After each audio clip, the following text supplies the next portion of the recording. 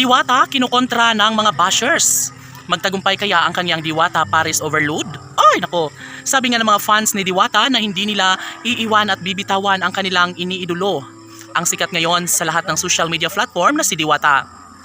Alam nyo ba na patuloy pa rin si Diwata sa kanyang hanap buhay na kahit ano pa ang mga paninira sa kanya ay patuloy pa rin si Diwata na nagbibigay kaligayahan para sa kanang milyon-milyon ng mga tagahanga. Kahit marami ang bumabatikos kay Diwata, makikita mo kay Diwata na talagang ipaglalaban niya ang kung anuman ang kanyang nararapat at ipagpapatuloy niya kahit ano pa ang paninira laban sa kanyang hanap buhay na Diwata Paris Overload.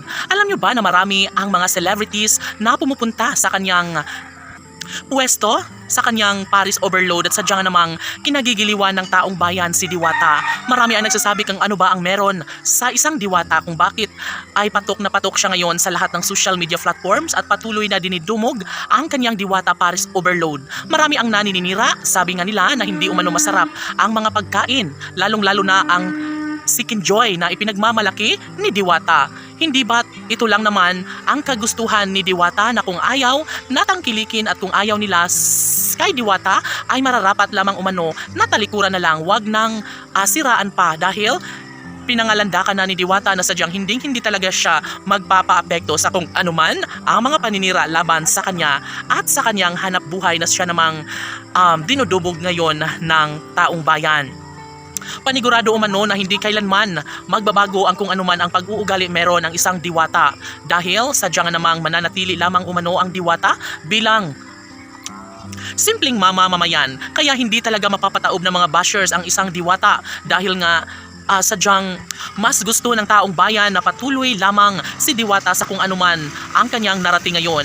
Marami talaga ang natutuwa kay Diwata at nahihiwagaan umano sila kung ano ba ang meron sa isang Diwata, kung bakit patuloy siya umanong tinudumog ngayon ng milyon-milyon na mga tagahanga, no? Syempre, kahit ano pa ang mga paninira ay ipinagpapatuloy at ipinaglalaban pa rin, patuloy ang suporta ng mga fans ni Diwata dahil nga ito lang ang pinakahinahangad ng lahat na sana'y tuluyan pang magbunga ang kung anuman ang nasimulang hanap buhay ng nag-iisang Diwata. At sa katunayan nga, si Diwata ay nagsimula na sa kanyang taping sa Batang Quiapo. Kaya naman sobrang natutuwa ang taong bayan sa taong ito dahil nga sadyang happy sila sa outcome ngayon ng isang Diwata na sadyang namang marami ang bumibilib at marami ang patuloy na sinusuportahan ang Diwata. Syempre, narito lamang si Diwata upang maghatid ng kaligayahan. Kunting kaligayahan na siyang kagustuhan at hanap-hanap ng taong bayan. Sana'y mananatili na lang si Diwata at sana'y mas magiging matagumpay si Diwata. Laban!